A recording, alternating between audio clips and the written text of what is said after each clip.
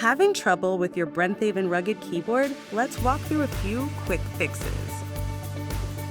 First, unplug the USB-C cable from your iPad, then plug it back in securely.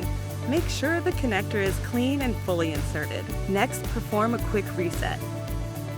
Quickly press volume up, then volume down, and hold down the power button until the Apple logo appears.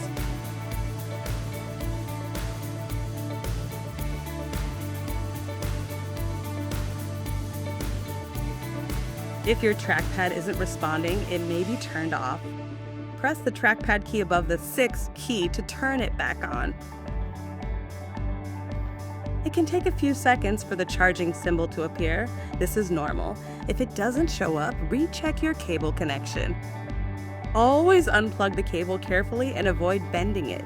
Proper handling helps keep your keyboard working at its best. If you're still experiencing issues, reach out to your support team for help.